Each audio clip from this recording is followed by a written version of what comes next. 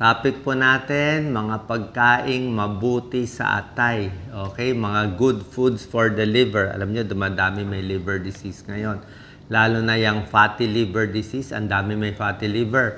May lugar sa ibang bansa, I think sa Japan, may isang pag-aaral, parang 40% may fatty liver disease. I'm sure sa Pilipinas, pag na-check lang ng ultrasound ang liver, maraming may fatty liver. Marami rin tayong may liver cirrhosis. Sa Pilipinas, lakas uminom ng alak sa atin, di ba?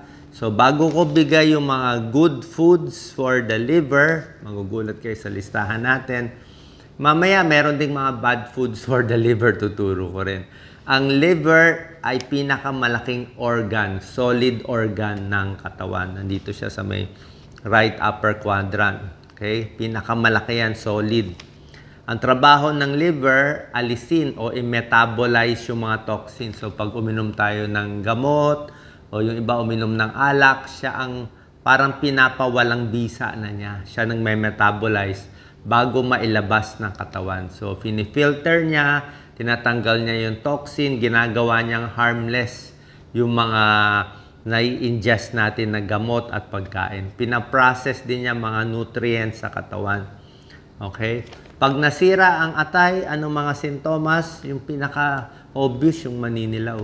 Madilaw yung mata, jaundice, madilaw yung katawan.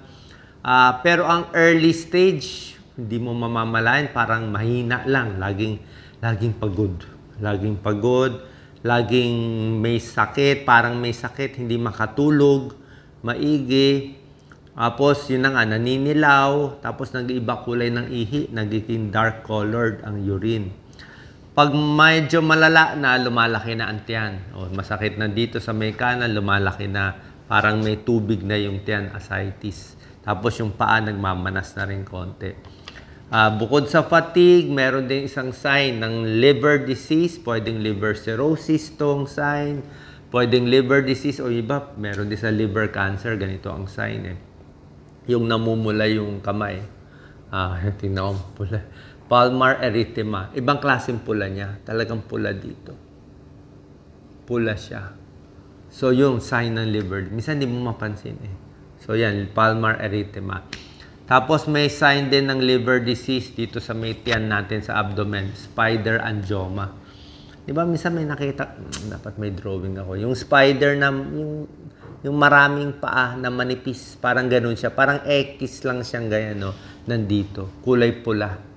So, maliliit yan, mga pula-pula dito. Tapos, pag diniin mo yung pula sa tiyan, nawawala.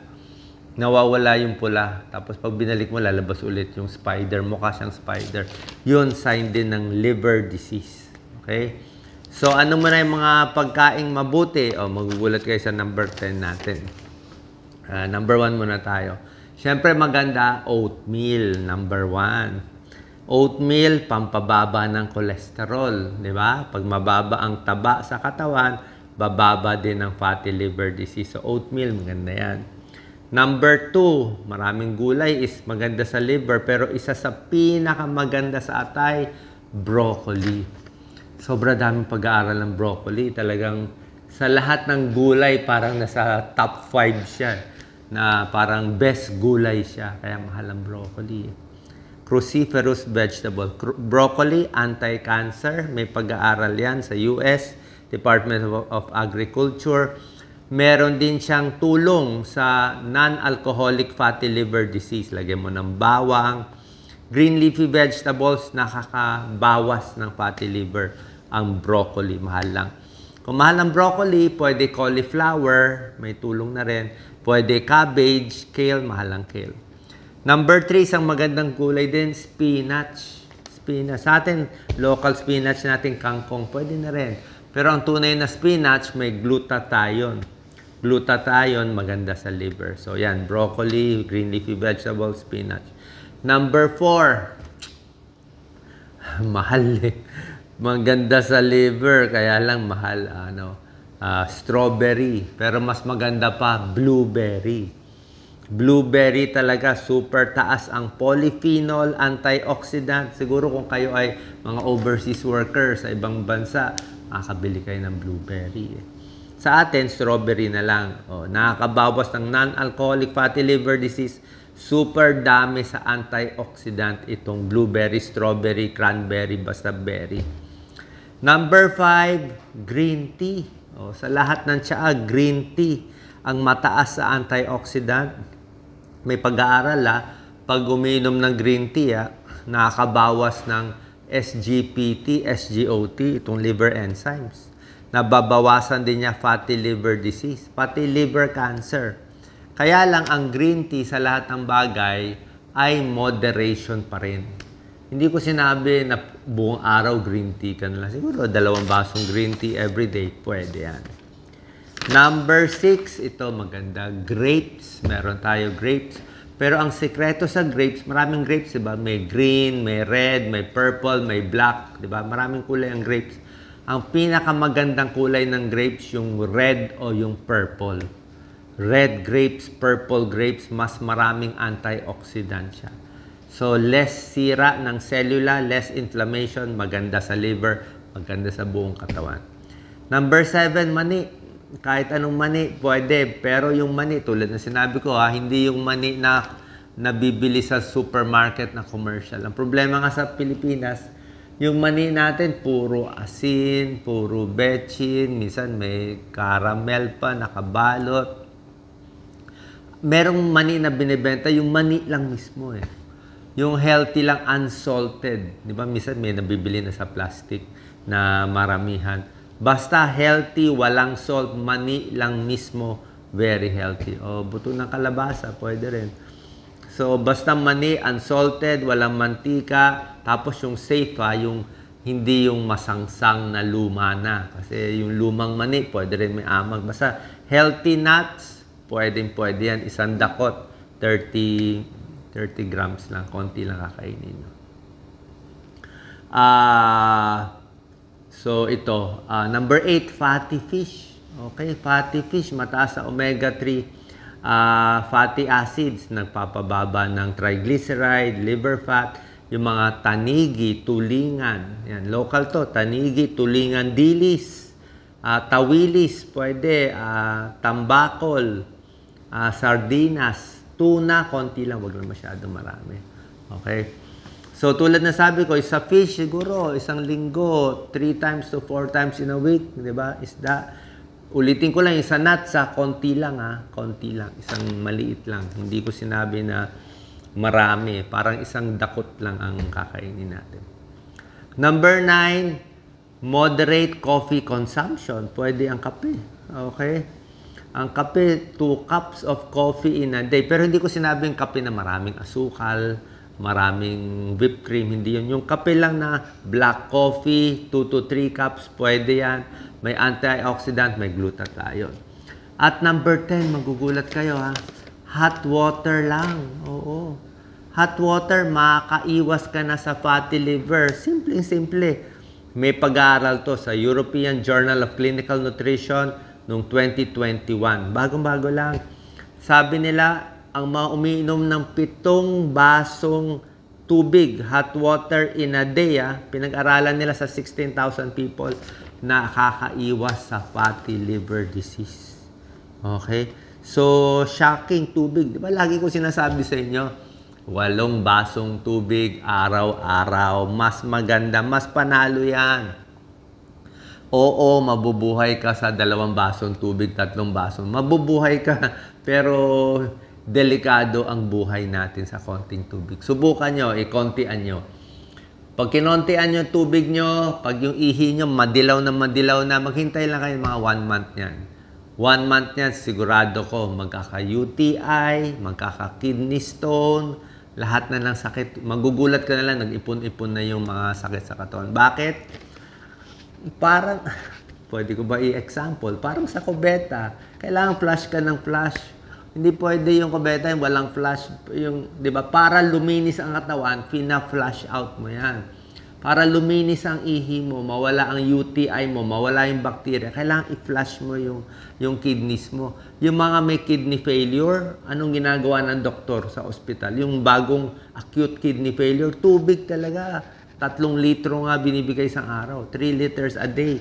ang 3 liters, 12 glasses, dagdag lang yun ng swero. Pipilitin talaga ipabuka yung kidneys, iihi, ilinis, ibaba yung creatinine. Tayo ay pa natin uminom ng tubig. Ngayon nga may bagong pag-aaral.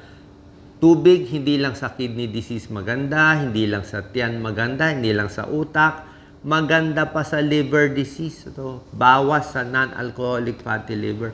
May pag-aaral pa ng tubig, magugulat ka sa heart failure. Hindi yung may heart failure na, yung may heart failure na manas na, medyo hindi na bawal na maraming tubig. Pero yung wala pang sakit, yung malakas uminom ng tubig, less heart failure din. Bakit?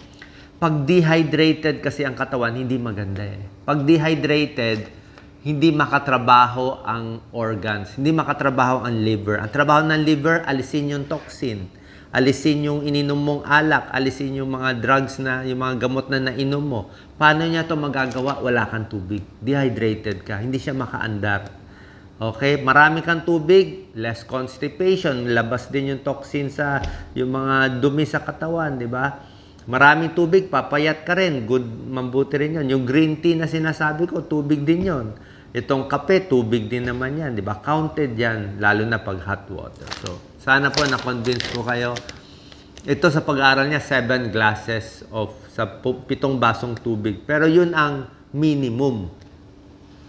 Yung umiinom ng wala pang 7, yung 4 glasses a day, marami nagka-fatty liver. Hindi mo kasi mamamalayan, isip mo, tubig lang, di ako inom. Hindi mo alam, nasira na yung puso, nasira na yung kidney, na kidney failure na UTI na hindi mo alam. Ngayon, na liver problem pa, hindi alam. Hindi lang umiinom ng tubig. Lalo na sa Pilipinas, sobrang init. Basta nanilaw yung ihi mo, not okay. Kaya sinabi ko, paggising sa umaga, 1 baso, 2 baso sa umaga. O, kahit 1 baso lang. Pag senior, 1 baso lang ang recommend, isang inuman, 1 baso, pahinga muna 1 oras bago another glass. Pero kung bata ka, kahit 2 baso, kaya mo. Hindi ko sinabi uminom ng 10 baso agad, masama yun. Yung normal lang nga mga 8 to 12 glasses of water or fluid in a day. Pag ayaw mo nga tubig, di lemon water. O may 1 buko ka, pwede rin naman. Pero mas maganda sa katawan, tubig lang, less calories. Okay? So, yan ang mga good foods natin, oatmeal, broccoli, spinach, strawberry, blueberry, green tea, red grapes, healthy nuts, fatty fish, moderate coffee lang, hindi matatamis, and hot water. Ano ang pinaka-bad? Lista ko lang yung pinaka-bad para number 1 sa pinaka-masama sa kidney, alak. Lalo na sa hindi sanay uminom ng alak, biglang inom ng alak. Gaano karaming alak ang pwede kung meron ka ng fatty liver? May mataas na SGPT, SGOT mo sa blood test. Gaano karaming alak pwede mo inumin? 0. 0. May sira na atay mo, 0 na talaga. Kung wala pang sira ang atay, gusto pa masira ang atay, pwede dumami.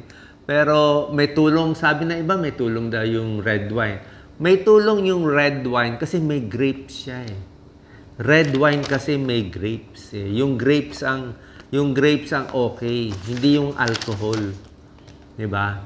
Masarap uminom ng alak, relax na pampalasing. Kaya lang hindi po maganda may calories. Lalo na yung beer, pampataba lang ang beer.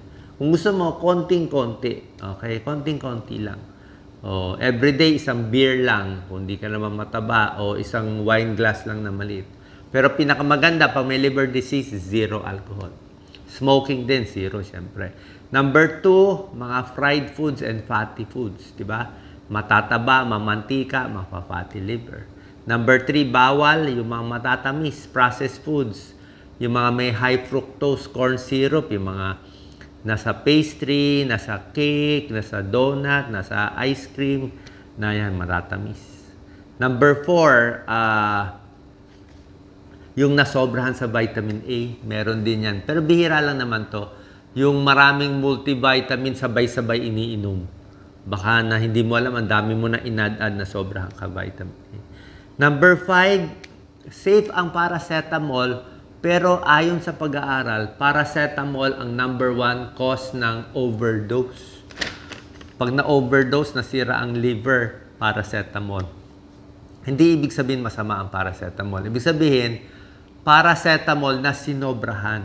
Di ba paracetamol dapat sa bata may sukat lang, sa matanda ganun lang. Every 4 hours, o 3 times a day, 4 times a day sa lagnat, tapos tama na. Dahil nga lahat ng bahay natin may paracetamol, ang bilis kunin ng kung sino-sino, ang bilis inom-inumin, kala nila candy, kaya na-overdose. Diba? Yun ang madali kaya siya nagiging number 1 cause ng overdose. At yung paracetamol sa kidney kasi ang nagme-metabolize. Number 6, soft drinks. Siyempre, matatamis. Number 7, yung mga gulay dapat huhugasan. Contaminated foods, fruits and vegetables, hugasan, walang pesticide, walang toxin. And number 8, dapat magpapapayat, wag overweight. So, pag sobrang pagkain, masama din sa liver. Saan po nakatulong to? Ano yung bawal, ano yung good foods, lalo na yung pag-inom ng tubig, simpleng-simple lang. So, tingnan nyo lang. Sa isang araw, kung meron siguro isang unhealthy ka na kinain, wala kang choice, napapa-fast food ka, nakakain ka na sinigang na baboy, di ba? Maraming taba. So, bawiin mo na lang sa tanghali o sa gabi. So, meron kang mga healthy food at paminsan-minsan, sumasablay, okay na po yan. Salamat po. God bless.